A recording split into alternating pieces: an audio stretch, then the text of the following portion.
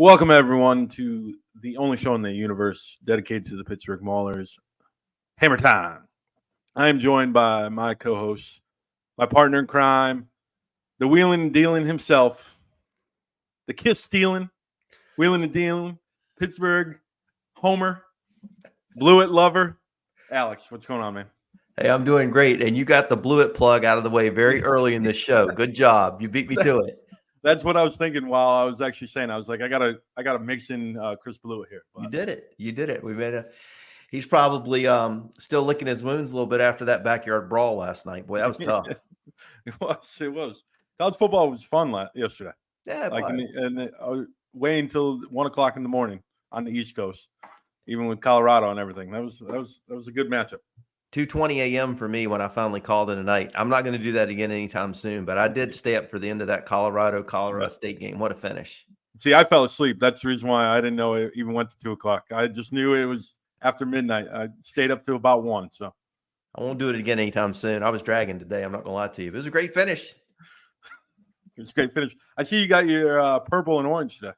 Yeah, my wife told me to mix it up a little bit. I think she was getting tired of me, looking like the same thing on every show. So, little purple here. I was feeling kind of nostalgic today. I found a guy that I was Twittering back and forth with about some of the old USFL stuff, and I was just feeling kind of purple and orange. But the future is definitely black and gold for sure. Definitely. Well, coming up soon at the end of this month, we have a huge first time in a spring league since the USFL that you're talking about, where players can they're on their own free agency. I don't even know how free agency worked back in 1984. I don't know what the league did, but our league is now with free agency. It's coming. It's any player that was there for 2 years without an NFL interruption or another interruption being cut and didn't have to re-sign a new contract. So anyone that was drafted, anyone that was signed, like Isaiah Henney, he was a free agent until we recently signed him. Will be a free agent on October 1st. Your thoughts on free agency and spring football? It's going to get wild. I think that, kind of goes back to your point a couple of weeks ago saying that, hey, we're going to have a weekly show with everything going on because it's getting ready to get really crazy. And even some of the speculation that we've seen back and forth already about who may go where, it's getting fun. And, when you look at us, and I know we're going to cover this, we're in pretty good shape, I think, where we stand now. And I think if based on the signings and folks coming back, I think the league has to catch up to us. I think we're in good shape. But we might pull a surprise or two between October 1st and when they kick it off in April. Well, we got obviously we've got some room. We'll get to the spots, right? We'll get to the spots that we'll break down the roster. But before we get to that slide, it's 41. We got to get up to 58, obviously, for camp. So there's 17 players that the Maulers can do, which sounds like a lot of players. But when you compare them to other teams, like you start to look at the free agency list for other teams, they've got a lot of work. One team in particular that stands out is Houston. Right. Houston, like they don't have a quarterback that's signed past September 30th. Right. While the Maulers have 3 that were in the championship, and they have a leg up. So I'm excited for it. But yeah, a lot of the key guys, too, that we've signed already, there are a lot of starts. There are a lot of starts on that offensive line that, are already locked up for 2024. So I'm feeling pretty good about where we are. Definitely. Free agents left on the team. Artavius Lynn, the tight end, Garrett Groshek, the halfback, Malcolm Howard, linebacker, Boogie, D-tackle, and Tarp and Tornton at safety. Some big names on there. There are some important names on there. We know Malcolm was injured, so that might be part of the reason. But Groshek was our number 1 running back and offensive captain. Boogie was a captain. I believe Tarp was a captain. I'm not sure if Tornton was. But there's a lot of culture also on this list. Mm-hmm. A name that sticks out for you that you figure – I know I would love to have them all back. Yeah. But who's the one name they got to get back? Oof. Throw you on the hot seat. Listen, I'm biased. I mean, to narrow this list down to one's tough. I'd say Boogie with Trey running a close second. I mean, those two guys are, the types of people on defense, game changers, part of that core group of guys. Bryce Tornanen, Garrett. I mean, Garrett made a lot of, he's tough. He's dependable, right? If I had to pick one, though, I'd probably have to go with my boy Boogie. He's just he's tough inside. I like the fact that we were so big up front and so tough up front on the defensive line last year. And I've said it before. I'll say it again. He's the heart of the team. I think he's the heart of the defense and the heart of the team, and you just can't replace that. So would love to see him get back for sure. The thing about Boogie is with Olive, we'll get to the next screen, right? Mm-hmm. With Olive having a question mark, you need a D tackle that's been there. Mm-hmm. I tend to trust this organization for cornerbacks and safeties. They're very defensive back historically. Ray, Jaron, they have a coaching staff that has a focus that I think they would be able to get people to get on to the same page quicker. Mm-hmm. I'm not doubting Rick Courtwright, right? I'm not doubting him as a defensive line, but right. I think they would have more different styles that would be able to get players to connect with the defense. So I would say Boogie as well, but the close second would be Tarpon Tornin. Yeah. Malcolm's just hurt, right? Right. Groshek, Madre's there, so we do have a running back, and Artavius Lynn, in my opinion, was the third tight end. So okay, yep, that's just and quite frankly, I think those sort of game-changing defensive linemen are hard to find. Oh, yeah. I mean, they just are, and I mean, we were so good up front last year with Olive and Boogie in the middle. You got Nasir Player, you've got like so much talent up front. For selfish reasons, I'd love to see all of those guys back. So, yeah, I think we're in agreement. We got to have Boogie. That said, I'll take them all. I hear you.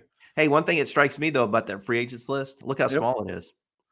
Oh yeah, like I sent you a list that I was able to get from Thornbush, who's in the USFL community, and they obviously have the smallest list, right? Mm-hmm. Like, there's not a team that's close to them.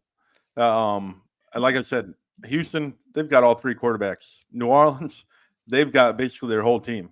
Yep. That have been a playoff team for 2 years, but they got to re-sign and bring everyone back without a quarterback, right? MBT is gone.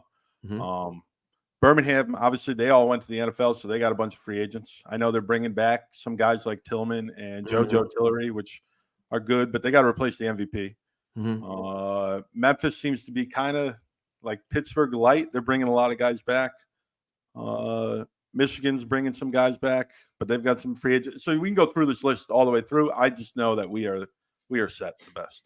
So feels a little bit like the transfer portal, doesn't it? We're getting close to where the portal's going to open up. Who's recruiting who's out there talking to, come join us.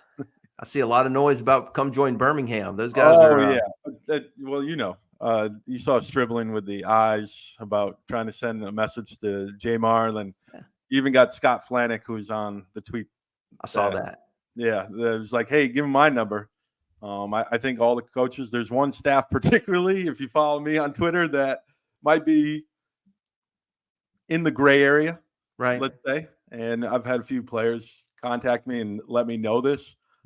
I just want to know what the rule is, because we are going into that free agency period. We're 13 days away. So we're 2 weeks away from it just being a free-for-all. And if they all have the same contract numbers, right, it basically is like a transfer portal. It's like whatever situation. Like, it's not like, I'm going to – and especially you don't even know where you're living. It's not like, I can go live in Miami. I get $5 million from I know they're not making $5 million, but $5 million in Miami, or am I going to go live in Green Bay? Right. You know what I mean? Yeah, you're right. You're exactly right. This is really – you got to be able to have a good fit. It's a culture. And I love that our interviews the last 4 weeks have all been culture. People that have joined the team midway through the season, been there. And obviously you talked on USFLA, Boogie was there, and he talked about the culture and all that. So I'm excited. I'm too. Really excited. Like, because Spring League's never had this before. And it's not covered by Adam Schefter. It's covered by us. So, like, we are on the ground, and it just, I'm excited. It's going to be something different.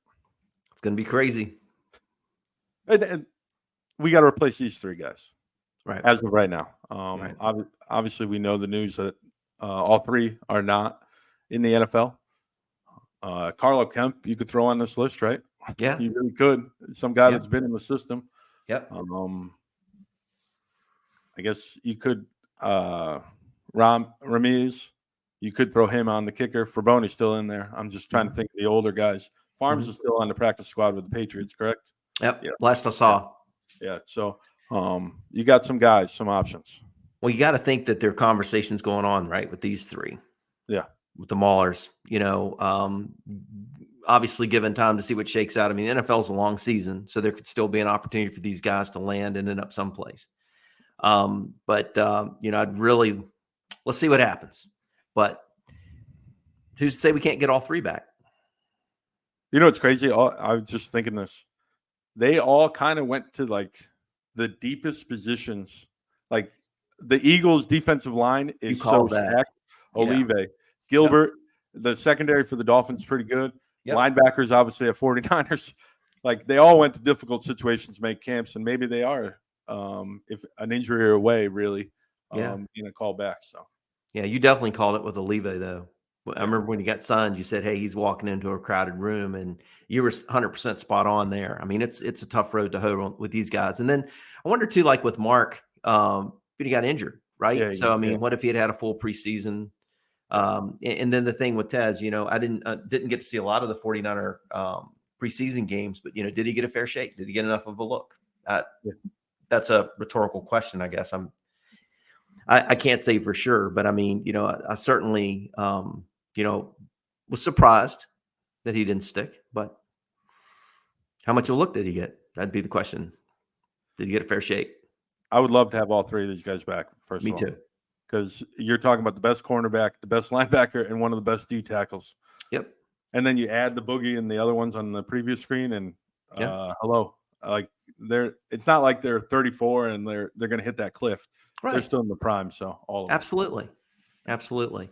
Yeah, and you bring Tarp back; he's on that list too. And then you got a bunch of guys that are already signed and locked up, ready to go. So, I mean, it'd be pretty much the Iron Guard back for 2024, and I don't think anybody in the USFL wants to see that again. Oh no, especially with an offense that's developing.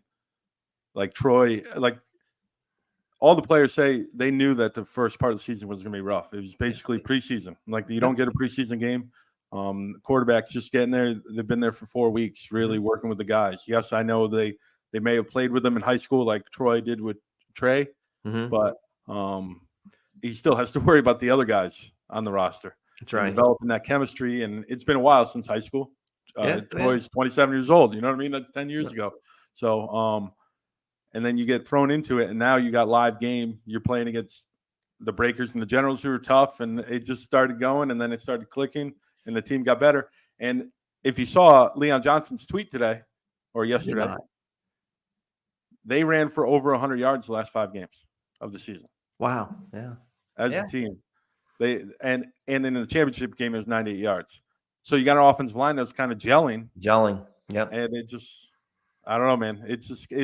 I think they figured something out, and no one wants to admit it, especially those ponies down in Birmingham.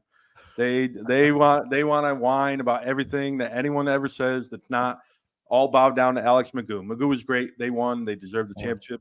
They're the 2-time champ. That's fine. But guess what? We're on to the next page. Absolutely. Hey, you're not going to run for mayor of Birmingham down there, are you? No, not at all. Not at all. It's about 5 hours away from me, and I would never take that trip. You're a popular guy. I think you get a lot of votes down there in Birmingham. Not in Birmingham. Not right now. All right, our roster, we got 41 signed, like we said earlier. The kicker, the punter, all the special teams. Obviously, they came on our show a couple weeks ago. It seems like they're gelled with Coach Hull, and it's great when your holder and your kicker are really tight, and your long snapper. That chemistry really matters. So right.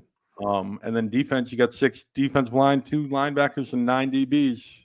Linebacker, little thin. Yeah. Be curious. Yep. Go ahead. Go ahead. No, you go ahead. No, I was going to say, hopefully, could be a spot for Tez there, but that stands out. We have enough to go play. We just can't get anybody hurt at linebacker. We got to get a couple more linebackers in there, and we'll see who is available from a free agent standpoint, who might be interested in coming over to our side. But there's an area where we could probably add some depth as well. Well, go ahead. No, I was just going to say, but let's face it, Tez comes back Yeah. and Ruben's there, Yeah. I'll take our chances. Yeah. And also, so that D line, they list him as D lineman, Right. like Isaiah Green Bay, but Right. he's really a wheel linebacker. Right. Right. Yep. He does the coverage. He just considered the defense line. So are you set in linebacker? I don't know. You got what's that? 15, 17 guys. If your active day roster is supposed to be 50, right? Yep. You should have 25 on defense. So there is some room for more depth, and it's Right. probably linebacker. Right. Yeah, that's a good point too, because like the DL guys are the true, hand to the ground type guys. Yeah. And then you're right about that. So with Isaiah, yeah, being more of like an edge player, a weak side linebacker, you're right. So yeah, I guess it's just how we have them classified here. But it'd be interesting to see, again, 9 DBs, that's pretty deep, and that's not counting Tarp, right? And that's not counting Gilbert. Gordon. So you wonder if, how that'll shake out there too as well. I mean, that's pretty crowded group back there. Well, it also includes, that goes back to the roster. I went 100% off of the roster, Right. like what it's listed as. But you've got guys like Tyson Graham who are basically linebacker. Xavier Lewis, I know he's considered a safety, but he really is like a coverage linebacker in this defense. He's not taking time away from Tarp Tornin and Eli Walker. So Xavier Lewis is listed as a safety, but he's really a linebacker. You're right. So yep. And then on offense, 10 offensive linemen. I'm going to start there. Go for it. I like that. Too deep already. A lot of starts. When I went through and looked at the stats from last year, and I checked off sort of who we have signed, who's coming back. And we talked about it on one of the other shows, though. I mean, we brought back our center, 10 games, 10 starts right there. Patton. And the captain. Yeah. Yep. I mean, that's too deep there. If you look at the quarterbacks between we're lined up there, right? With Troy and Josh and Samson. We got those 3 guys. Running back, and we talked about it earlier, Garrett hadn't signed yet, but we got Dwayne Gary, Madre London. But they got some really interesting looking free agents at running back, right? Yeah. We'll get to that. I know. Just a little, that was a little bit of what do you call it? Just kind of teeing it up there a little bit so people don't drop off at minute 18. You got to hang around a little bit. But it's interesting there. And then we got a lot of guys signed at wide receiver, and I really like our wide receiver room. I did last year. And I just keep thinking, do they make a move to get that one blow the top off burner of a receiver or somebody who's really that true deep threat, maybe a big wide out, a lot of speculation there. But when I look at us offensively, I feel really good about where we are. I'd like to take a dip in the free agent pool at running back and maybe a receiver. Yeah, like we said, you got 17 more guys you technically can sign. Right. You have to sign, right? You have to get to 58 and then trim it down to 50. Yeah. So without a doubt, you got to add a tight end. You got Stocky and you got Siebert right now. Artavius Lynn is a free agent. Stocky really was listed as a fullback. Yeah. So he isn't a tight end per se. I would like to see a playmaking tight end. Yeah. One that could stretch the field. I know it's tough to find that because if you're a playmaking tight end, Siebert, if you look at his stats, every catch is a first down in his entire life. But I would just like to see him get the ball more. He doesn't get the ball, but when he gets the ball, it's usually a first down. Stocky kind of felt that way too this season. Anytime they needed a big moment, it was Stocky all of a sudden, outside of Henny, obviously, but Stocky was so consistent. You nailed it with the running back. There's so many good names out there. I just hope that Dennis Polian and the Hortons and Tomlinson are ready to go. And if they want to use our videos, they can. Oh, talking about culture. Recruiting tool. Exactly. Absolutely.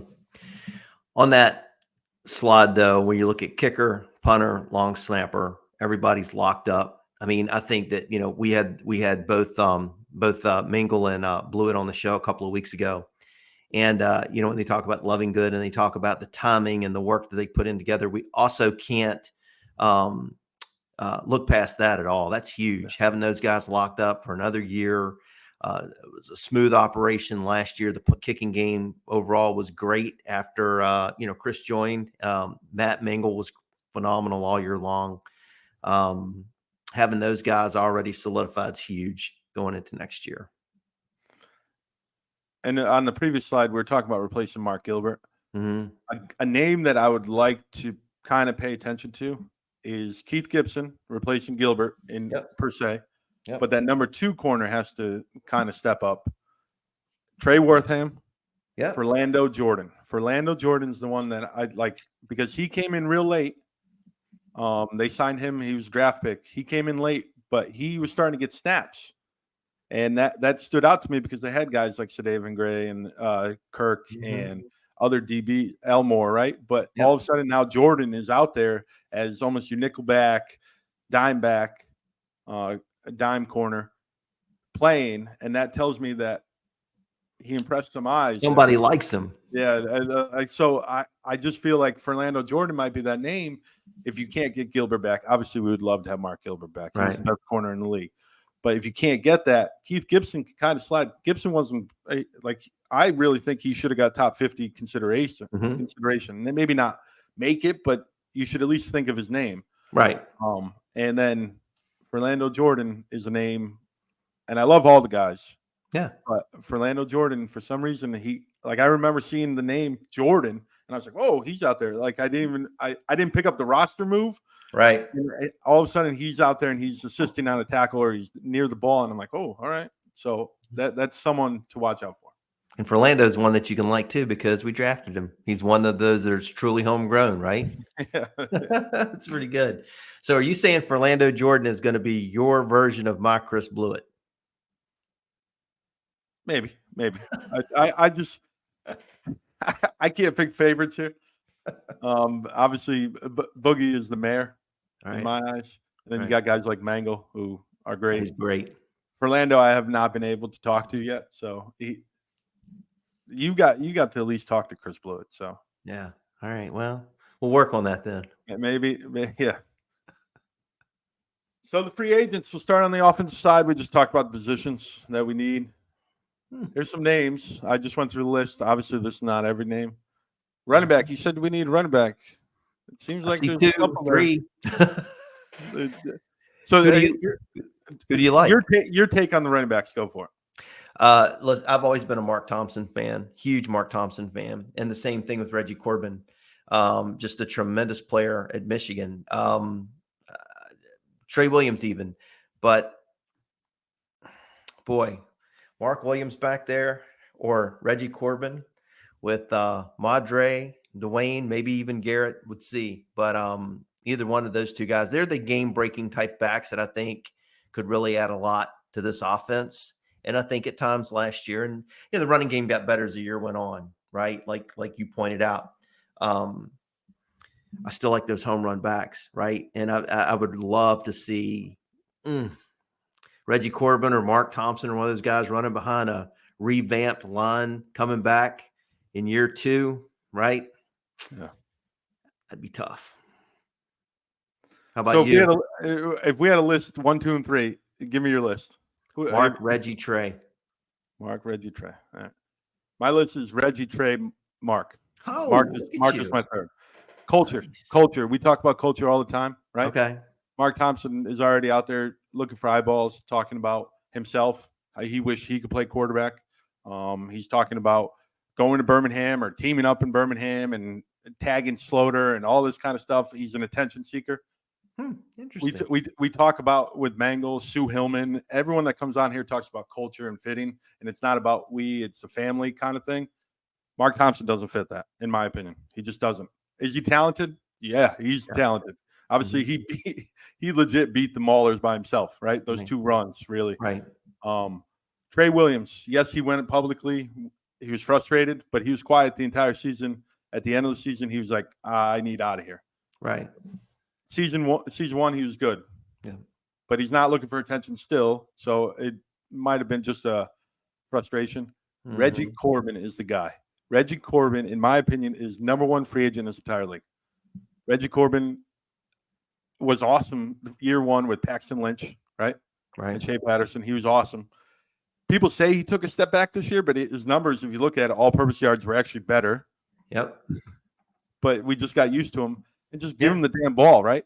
Like, Right. that's the only time you heard him be angry about his team was when they mic'd him up and he got caught. Otherwise, he suffered through 6 wins in 2 years and been the guy. I think he'd look great in black and gold. That's just my opinion. No argument for me. I'd love to get him because I mean he's a talent, and it's an interesting point that you make about Mark and the fit. You're right. You can't overlook that. Let me throw this back. I'll play devil's advocate. How many times have you seen guys like that though come into the right culture and change their tune? I get that. I understand that. Personally, I just think that's his personality trait. I think there are people that can transform, and I'm not taking a slight at Mark Thompson, but after we did USFL 50 last year, right? Right. And he was like 38, and his response is "y'all high." Like, he takes a lot of things personal. So, like, it's not just Curtis Johnson; it was Kevin Summerlin. You know what I mean? Yeah. A big time college coach, and not a guy that just coached at Tulane and was like a position coach in the NFL. It's about him. It's like he was the only one that I can remember that was going to a tryout and he filmed it. Look where I'm at, a sneak peek. And when he was working out with the Giants, Right. I didn't see that with Olive. You know what I mean? No, I didn't see that with Tez and all the tryouts. You heard it from the NFL reporters that these guys were there. No, we found out Mark Thompson as soon as he landed in LaGuardia. Or Newark. Like, it just seems like there's a lot of attention, and he's a tremendous player. He might be the best back in the league. He might be the best back. I just don't think the way this team is built, and we hear it every single time. That's the thing. Like, I like to watch it, and I'm like, yeah, that's my team. You know what I mean? But like, when you hear it from the players, it just hits different. It just hits different. Yeah. It doesn't take much to upset that. I hear you. Yeah. So then if we look at your ranking and my ranking, then I guess we need to go after Reggie Corbin. Yeah, but by average, yeah. By average. Trey's a scat back, which we kind of have with Dwayne Garrett. Yeah. So I think Reggie Corbin's an every down back. Would I love to have Trey? Sure. Perfect. Let's go wide receiver. You want to top off. I knew you were going to say that, so I took the tallest receivers that I could possibly find. Because there's a few other ones like Gray from Philly to join DeAndre Overton from Philly. Yep. Jonathan Adams, Jay Adams from New Orleans, and Joe Walker. I had to put Joe Walker on there because I wanted people to know that he's still out there. He's not in Gilbert's pocket still. Like, he's not there. He's available. He's out there. Your take on the wide receivers? I'd take any of these guys. So if you look at Jay Adams, I think that, we talked about like how many targets he had during the course of the season and very few drops. So he's a very, very dependable wide receiver. And then with Overton as well, he's the type of receiver that, you touched on in one of our earlier shows. Like our receivers are more like slot and inside type receivers, just in build and talent and what they bring to the game. And I think that Overton would be a nice change from that. So don't ask me to rank these guys. I know Joe Walker. I had to laugh when I saw his name on there because we would take him. But, if he comes over and joins our show, if he ends up being a Mauler, Webb, you're going to catch a lot of garbage for that comment about him being in Gilbert's pocket, right? I think Boogie said something on USFL. Hey, he said men lie, women lie, but numbers don't lie. That's it. Go look at Joe Walker's game log. He's great against the rest of the league. He goes against Mark Gilbert or the orange and purple Maulers. His number, those are his worst games of the year. I'm sorry, Joe. You're a great talent. I see you tear up the league. But when you take on the Maulers, you do not tear up the Maulers. Maybe he'll want to come join us. Yeah. Then he doesn't have to face us, right? Exactly. Then it's 10 games against people he's feasting on anyway, and he might get an NFL shot that way. Why don't you rank them? Rank them? Ooh. I'm a Clemson guy, so Overton's 1, Jay Adams 2, Joe Walker's 3. Can't argue with that. I'd say the same for those 3. Yeah, I think Overton, because he doesn't demand the ball a ton. I think Jay Adams needs to be involved a lot to get him going. Jay Adams I think he was better. His numbers might not have been, but I think he was a bigger over-the-top weapon, the year one under Fedora's offense, which is a little bit closer to the Maulers' offense than DeFilippo's is. So maybe he works better as that second option. You got Henny and you got Simmons, and you got all these smaller guys that are crossing over the field, and Adams takes over off the top, kind of like what they did in New Orleans. Right. Adams would be a great fit. I've liked Overton for a while, so that's probably my personal preference, but can't go wrong. Nope, can't go wrong. But we got 7 receivers, so how many more can you really carry? Well, speaking of 7 receivers, we have 3 quarterbacks, and I look at the bottom and I see Kenji Bahar. Yeah. What do you think? Well, I just threw out the free agent. Yeah, I just put him out there. Kenji Bahar is he could be Troy's backup, I guess, but I would take Troy any day. Yeah. Oh, me too. Oh, yeah. No, yeah. Troy's the quarterback. I think we saw what he can do. We started to gel. I like him coming back and being the guy. Yeah. The question for us would be, something happens to Troy, who you can plug in there. And then if you're starting to look, I know it's, we're not even in 2024, I'm already talking about the future, but then like when you start to look at quarterbacks potentially beyond 2024 even, what do you want that to look like as well? So I don't see them making a move on a quarterback unless something would happen with, Josh or. Well, I think with the 17, I think they add one quarterback. I don't think it's here. I think it's someone we don't know yet. I think they bring in quarterback competition. I really do. See. Yeah. Up to 58, and then you got to carry 3 quarterbacks anyway, so they'll make a decision. And competition's good, and I think they want a competitive camp. And it's true. You already got 9 defensive backs. You're not going to add there. You got 10 offensive linemen. You're not going to add there. Even though I love all 3 of these names, I'm just going to be honest with you. Right. I love all. That's why I put them on there. But quarterback, they signed Kenji Bahar just to kind of compete. Troy's got to be the guy, right? He's got to be the guy unless he disappoints 100%, which I don't believe he will do. I don't either. I think he'll get more comfortable. So do you start to think like what you're saying? Like, are you worried about 2025, it's weird saying that out loud, but 2026, it's just crazy. I don't know, because like, I've always felt like, and I could 110% be wrong, but that Sampson might be that guy that they're looking downstream to be that 2025, 2026, depending on what happens with Troy.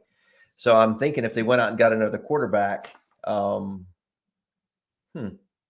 we looking at a competition with James maybe? Yeah, that's James struggled. He'll tell you he struggled. He struggled. His mobility, really. You saw Alex Magoo, Jamar moves a little bit. Like if you go, even MBT moved a little bit. Morgan was a statue in a league like this. Yeah. You have to have mobility. And do they bring in a guy that challenge not just for James, but Connor and also Troy? I think they would bring in a guy that they expect that could be a starter at one point. Yeah. They're not going to bring in a guy to hold a clipboard. It's not going to be a Brian Hoyer kind of situation. They're going to be like, oh yeah, I just want the 38-year-old that can come in and pinch start. They're all competitive. You know what I'm saying? Yeah. No, it makes sense. Makes perfect sense. But before we go to the defense, I got a little surprise for you.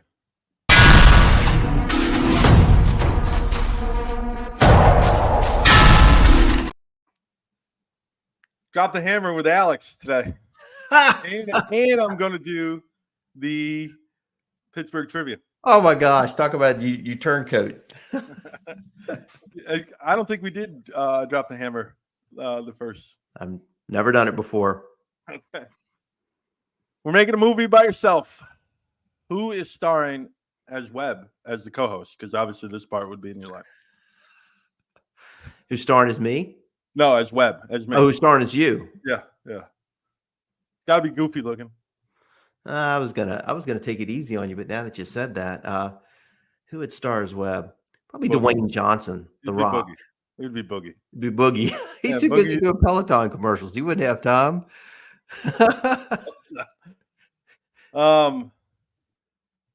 I just went that one question. I wanted the trivia question, really. You ready for the trivia question? I'm ready. What famous food was created in a suburb of Pittsburgh in 1967 and first sold in 1967. And now it is a national. Do you already know the answer? Wow. In 1967, Permane sandwich? No. It's famous. It outside of Pittsburgh. Like Oh. it's like you can go get it in LA and you can get it in Seattle and you can get it, I believe, in China. I believe you can get it in France. Wow. 1967. Wow. You stumped. Yeah, I'm wondering who put you up to this. No one. No, and I actually was driving back from the beach for my daughter's birthday party, and I was like, you know, I'm gonna get him in Pittsburgh. So I'm driving in rain on the way back right now, and I was like, Pittsburgh trivia, and I just started reading it. Interesting. In 1967, I'm gonna have to just scream uncle. I mean, I could make a guess like Yeah, Sue make a did. guess. Make a guess. All right. So wouldn't it be a pierogi? It would be trying to think of anything of relevance that happened in 67. A chocolate covered corn dog. No, it's the Big Mac. The Big Mac in Uniontown, the McDonald's. Get out. Was created in 1960, started getting sold in 1967 in Uniontown and McDonald's. A franchisee, one of the first franchisees for the McDonald's, wanted to spice it up and compete against Eaton Park. And so they created the Big Mac, and then the McDonald's corporate loved it, and now it's a staple. I learned something today. Now I did know Eaton Park was in Pittsburgh. But it was founded in Pittsburgh, so that would make sense. They had to do something to not. They were Eaton Park was like the Stallions in Pittsburgh back then, right? They're the ones everybody wanted to knock off. They crossed the lines. They crossed the lines. Does Eaton Park cross lines or the gray area? Eaton Park goes into the gray area. They were over there in Uniontown talking to all the McDonald's guys, trying to get them to come over and flip burgers for them. Okay, all right. I was just wondering how much they were like the Stallions. That's all I was worried about. I'm telling you, you should run for office down there. I could be your campaign manager. They'd love us down there. I've been to Birmingham once in my life. That was enough. No, I love the city of Birmingham. Was actually really cool. Yeah, the railroad park. All the players say like it was cool. It was different. So I don't have anything against Birmingham. Maybe the Stallion fans, but that's like arguing with Crimson Tide fans, right? They're crying that they're below top 10 now. So. I'm not going to take that, but thanks for playing Drop the Hammer for the first time. So. Boy, I tell you what, man, those players are going to be laughing their what's off after they see me struggling on that one. A chocolate covered corn dog. I didn't see Big Mac coming. That was good. Yeah. Defense. So we're pretty set in defense, but man, look at these names, man. Look at these names. Look at these names. Like I would be okay with taking almost anyone on here and be like, you know what? Depth is good with the Iron Guard. Defensive tackle Toby Johnson and John Atkins. You can convince me, or you can't convince me, but you can convince someone watching as a neutral that these might be the best two defensive tackles in the league. Yeah, Big John, 7 pass deflections at defensive line. Yes, he obviously had 5 in one game, but like he gets his big paw up there. Yep. And Toby is another one that. Come on, man! Like, what do you think about the defensive tackles? They fit right in with us. That's for sure. And I think too, like, what was John on the top 50? He was like 20 something. He was one above Boogie, so 24. 24, yeah. And he's one I know that we had speculated could possibly be like the face of that Memphis franchise, just given sort of where he is age standpoint. But curious if they re-sign him. If they don't, there'll be a lot of interest. I'd be interested. Yeah. And then Toby, obviously, I know he's one of the older guys in the league, but man, I love when he takes a picture and puts it on his social media of his ripped jersey. And he said, yeah, there's no holding in this league. And he still puts up giant numbers. Like Toby, when we did the our all USFL team as a media group, Toby was one of the unanimous defensive tackles. He was one of the guys who was like, yep, this guy's it. No one had an argument. The other D tackle was we got Boogie on there right by politicking, but Toby Johnson was awesome. Like that was the guy. He would be great fit if Olivier doesn't come back. Right. And him and Boogie, you want to talk about a room? Well, it's also the chatterboxes, boy, man. We'd have 2 mayors. We'd have the mayor and the vice mayor. I don't know. But Which one would be telling the other one to get to the left? yeah, yeah. Tyson Render and Henri Santamore, both excellent options if they want defensive line. Santamore can play anywhere on the defensive line. He's outside guy and he plays on the inside. He's a big guy. Yep. I swear he's gotten bigger, like more bulkier. Kind of reminds me of like a Carlo Kemp style of body. So Santamore would be a good option. And then the linebackers, I took the two from the Breakers because they don't re-sign any of the free agents. Fernandez and Diggs. Imagine Diggs. I take Diggs. Yeah. Oh my gosh. Diggs and Santamore. Yeah. See, so Fernandez, the way I look at Vontae Diggs and Fernandez is kind of like that Tizino kind of thing, where he is the D tackle is gonna take up the offensive line, and he's gonna hit that hole. Yeah. While Diggs is more of the Reuben Foster, which is coverage. So that's the reason why I would put Fernandez ahead of him, just because Fernandez has that. If Tizino doesn't come back, I would take Tizino in a heartbeat over any of these guys. But that's the only reason why I would rank Fernandez ahead of him. What about DBs? We got a lot of them, but man, there's some names on here. There's some names on there too. I don't know how you'd rank these, but like I see some guys that were definitely on my top 50 on this entire list. Some guys that I'd put on my top 50. In terms of defensive backs, I don't know. I see Adonis Alexander might be one that would be a good fit back there for us. I don't know your take on him. He's an NFL body. I never understood why he didn't stick in the NFL. He played at Virginia Tech. He's got an NFL body. He's been, I don't know if he's been injured. I'm not 100% caught up on his injury history, but he's been tremendous. But DJ Daniel, all USFL. People forget that he was actually technically signed in the previous season because it was the last week of the season going into the playoffs in 2022. He didn't play, but he was contracted. So he's a free agent now. October 1st. He was all USFL. How do you replace an all USFL corner in Mark Gilbert? You get another. You get one. All USFL corner. So it just Jermaine Kelly's another good name. Amani Dennis had a lot of interceptions. And then the safeties. The only reason why I put them on there is because if you don't get Tarpon Tornin, you need to replace them. Got to get a safety. Elder and Tyree Robinson were the best options. Elder's all over the place. He's a Westchester kid. Yeah, I'll take him. Yeah, he's that Pennsylvania kid. Right. But Elder is tremendous, and Tyree Robinson. But out of everyone on this list, if you only could choose one, who are you taking?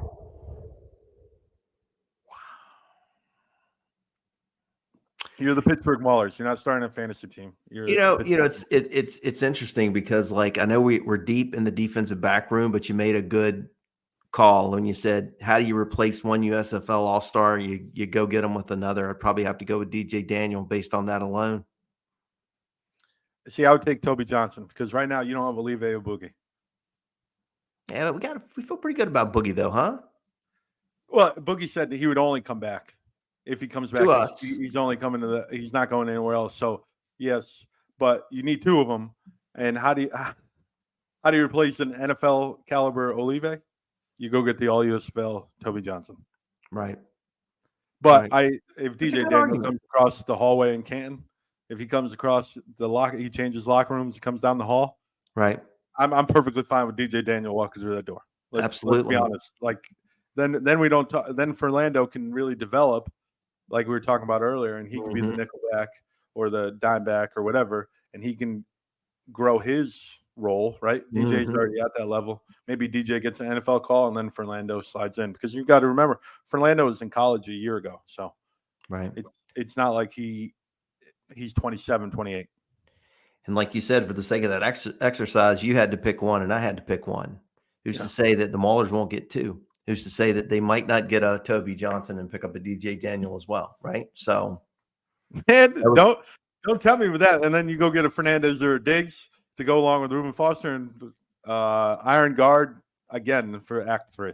Yeah, Act 3, Iron Guard 3.0 there, buddy. Yeah, and obviously I would take all the NFL guys back and all the free agents back, and I would be fine with the defense.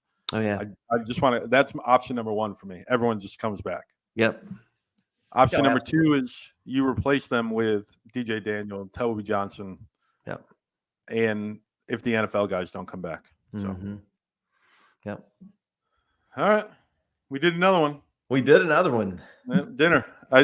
So I don't know if you read the comments on YouTube, but someone said they took your tip from the last show that wasn't an interview. Yep. And they said it worked perfectly with their significant other. What can I say? Well, now that I know about the whole Big Mac thing, right? Maybe instead of a romantic dinner with some Iron City Light, maybe you just have to go to McDonald's, and I'd stick with the Iron City Light just in case.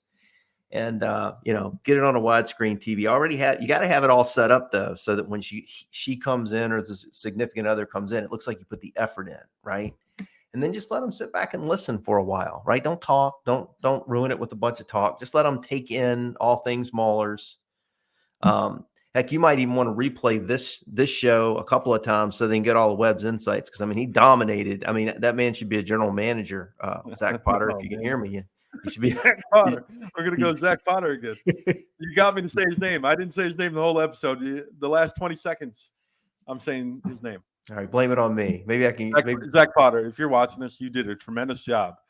I just want to know: are you in the gray area or are you not in the gray area? That's all I want to know. I want to know is it okay to contact free agents? Because if it is, then every team should be able to do it. I just want a rule explanation. That's it. City of Birmingham, vote for me, 2024. You beat me to it. We're starting to think like each other. I was waiting on that. I was say that.